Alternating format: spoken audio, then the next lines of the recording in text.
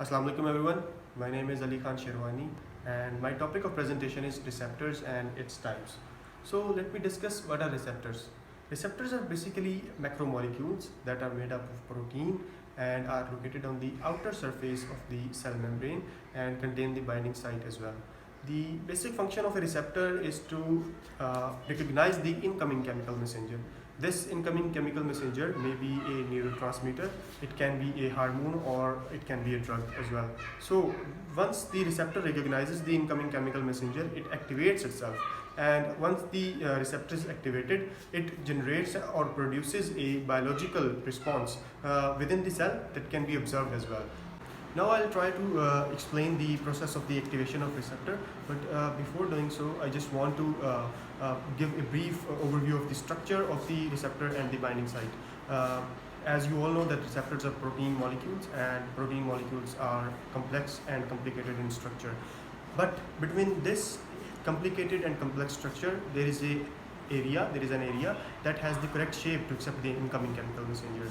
This area is terminated as binding site.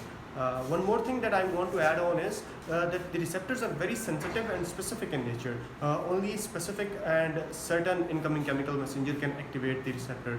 And so now I'll try to explain the process of the activation of the receptor. So the incoming chemical messenger tries to attach or combine with the binding site, and but the binding site, as it is, it has the correct shape to combine with the incoming chemical messenger, but that area is not as perfect as it should be. So to combine with each other perfectly, the binding site and the incoming chemical messenger has to alter their shapes. And this process of alteration of shapes to combine perfectly with each other is terminated as induced fit. To illustrate this process, we have to consider a hypothetical binding site and a hypothetical chemical messenger. Let's say the hypothetical chemical messenger is a neurotransmitter. As represented in the diagram, the neurotransmitter has an aromatic ring which can take part in van der Waals interactions, an alcoholic OH group which can participate in hydrogen bonding, and a charged nitrogen center which can take part in ionic or electrostatic interactions. These functional groups are messengers binding groups. In this regard, the hypothetical binding site contains the complementary functional groups as well. The messenger fits into the binding site, however the fit is not perfect. There are good van der Waals and hydrogen bond interactions, but the ionic interactions are not as strong as it should be. Therefore, the binding site and the messenger alter their shapes to bring the carboxylate group closer to the positively charged nitrogen to obtain the optimum interactions, and an induced fit has taken place. Now I'll discuss about the different types of receptors. There are three important types of receptors: ion channel receptors, G protein coupled receptors, and the third and the most important one is kinase linked receptors. So let's talk about ion channel receptors. As evident from their names, ion channel receptors act as tunnels or channels that are embedded in the cell membrane. So here the question arises, why these tunnels are required in the cell membrane.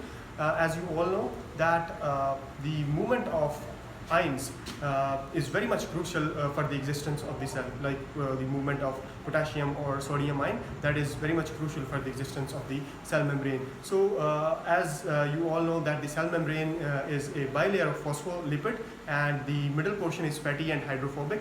So these ions or polar molecules, for them it is a bit difficult to move across the cell membrane due to the fatty and the hydrophobic portion of the cell membrane. So the answer is that due to as these ionic or polar molecules cannot cross or move across the cell membrane, then these channels or tunnels come into place that from these channels these ions or polar molecules can move across the cell membrane. But as you all know that the cell has to maintain a specific internal environment, so these channels or tunnels cannot be left uncontrolled. So here comes the principle of gating, that there are certain specific gates in these channels and receptors that control the movement of these ions and polar molecules, and these receptors are responsible for the opening and closing of these gates.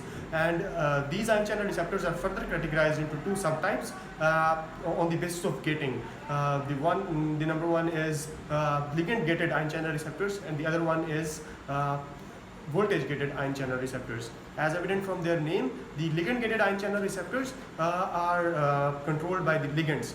Ligands act as the incoming chemical messenger, and when a ligand comes and the receptor activates, then the gates are being opened for the movement across the cell membrane. And in the other type, the voltage or the potential difference acts as the incoming chemical messenger, and the certain specific potential difference is the key to open the gates, and the movement is being controlled by the potential difference in that type of receptors.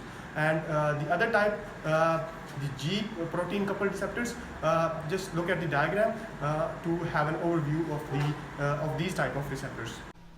Okay, now I'll go towards the another type of the receptors, and that is G protein coupled receptors.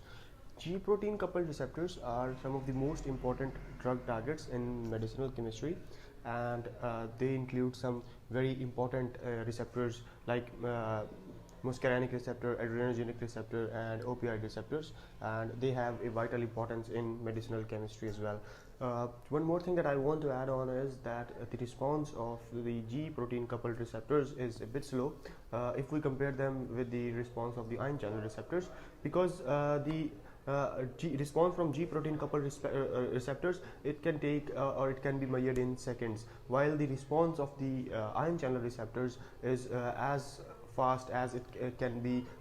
It can take place even in milliseconds. And the third type of receptors, kinase linked receptors, their response is slower than both of these type of receptors.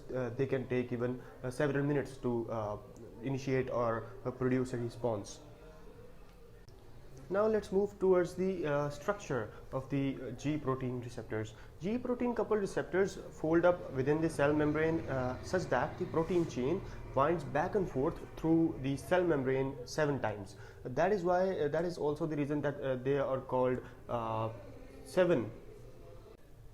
They are also called 7 transmembrane receptors or heptahelical receptors, and are located in the cell membrane that binds the extracellular substance, you can say that the incoming chemical messenger, and then transmit the signals from these substances to an intracellular molecule called G protein. In these receptors, if you look at the structure, that there are two terminals. One terminal is N terminal, and the other terminal that is inside the cell membrane is C terminal. When a response is initiated, when an incoming chemical substance is recognized, and then the message travels from N terminal to C terminal, and when it reaches to the C terminal, it activates the G protein region, the protein binding region, you can say that. Now I'll move towards the third type of the receptors, and this is called kinase linked receptors. Kinase linked receptors are receptors which are directly linked to kinase enzyme. Messenger binding results in the opening of the kinase active site, allowing a catalytic reaction to take place. Tyrosine kinase receptors have an extracellular binding site, as all the other receptors do have, and for a chemical messenger to combine with them, and an intracellular enzymatic site which can catalyze the phosphorylation of tyrosine residues in the protein substrates. So that's all from my side about the receptors and its types. Thank you so much.